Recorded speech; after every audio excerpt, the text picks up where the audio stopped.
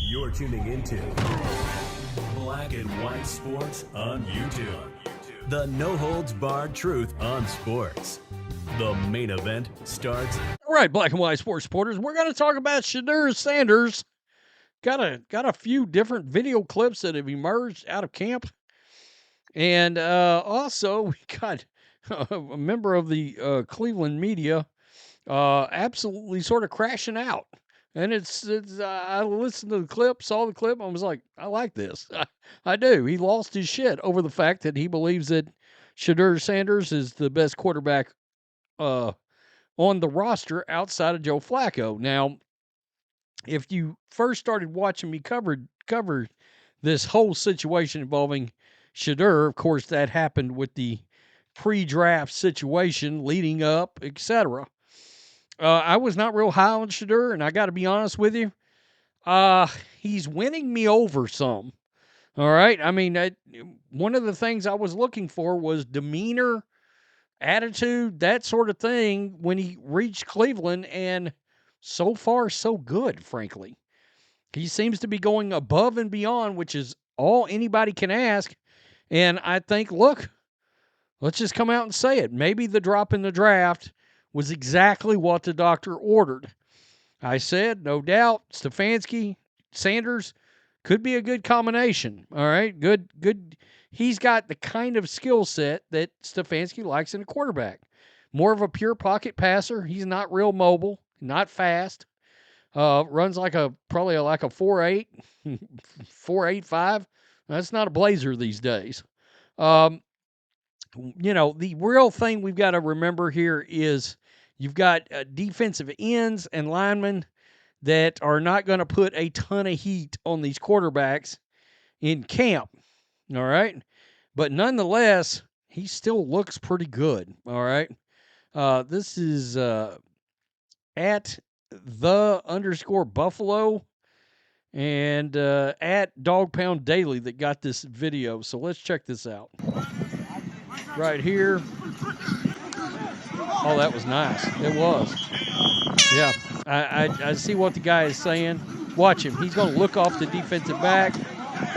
His daddy was, you got it, a defensive back. So that was nice. It was. Shedeur Sanders plays the game from the neck up. Again, we'll have to see how this works out. But I liked it. I do. Shedeur Sanders is so entitled and lazy that he has repeatedly stayed after practice to put in extra work. So much for, quote, expecting everything to be handed to him. Well, when you're in the 5th round, you're subject to get trapdoored. So, I mean, look, the NFL put him in a position where he is going to have to fight tooth and nail. And so far, he's doing the right thing. So here we go. This is him getting in some extra work after practice. Yeah, you can't ask for more. Hang around. I don't know what time he's showing up, this, that, and the other. And we're not to actual training camp. We're not in the actual season. But, again, he's doing this after practice. He's staying late. Good. That's exactly what you were looking for out of quarterback. I will tell you this. As we get closer and closer, I think the one that he's not going to be able to beat out is going to be Joe Flacco.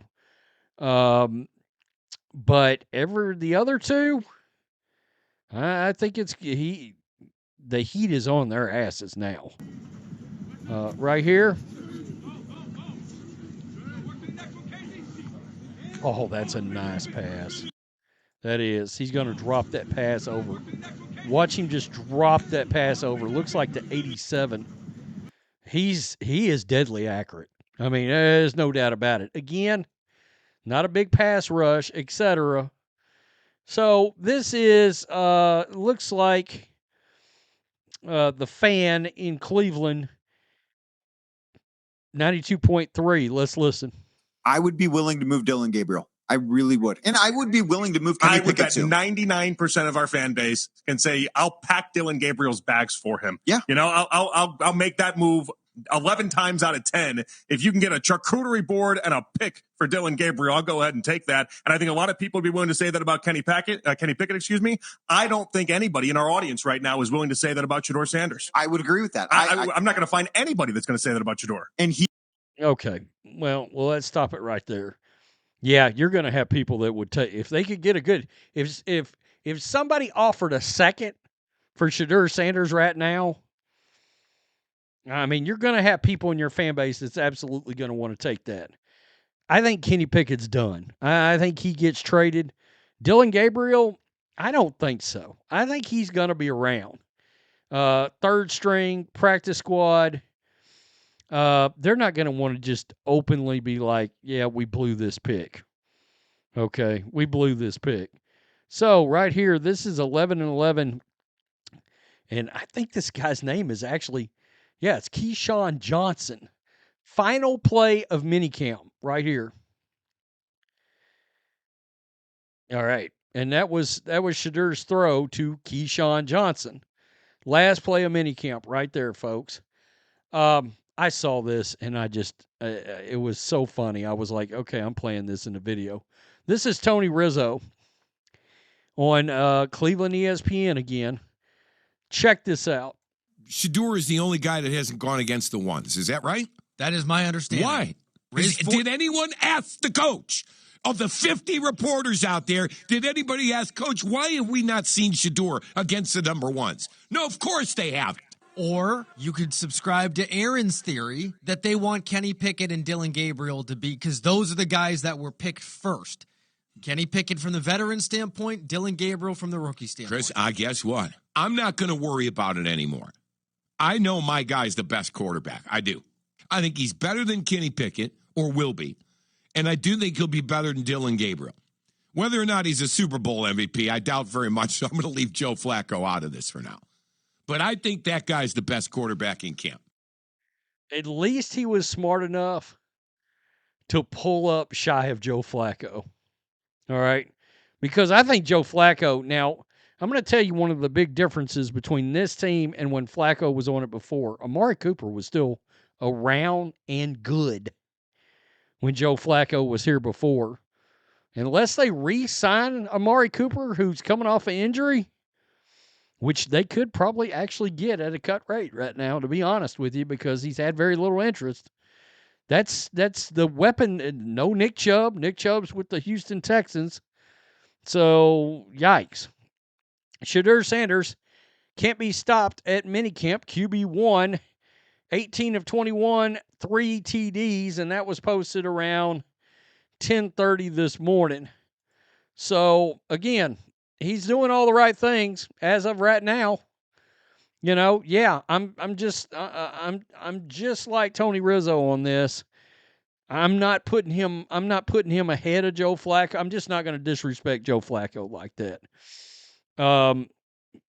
But he's number 2, I think, already. I would say. Now, again, preseason gets here. The bullets start really flying, truly flying. You're going up against some guys on defensive lines that are fighting for their NFL lives. So then you've got live bullets. Then you have regular season and defensive coordinators, even if he comes in and has success. All right, let's say he ends up playing. Let's say he wins the job. Where he's going to prove himself is after 8 or 9 games. If he's having success, that's when your guys are going to, your defensive coordinators are going to start getting in the lab, and they're going to start game planning for him. All right? And when they start scheming, that's when we're going to find out, can Shedeur Sanders play or not, or not. Truly. It's not going to be until that. Hell, he might even do well his first season, period. But then they got all off season to watch film on him and start scheming. All right? So, again, temper some expectations. Tell me what you think. Peace. I'm out. Till next time. Thanks for watching the show. Be sure to like, comment, and subscribe. Be sure to tune in next time on Black and White Sports.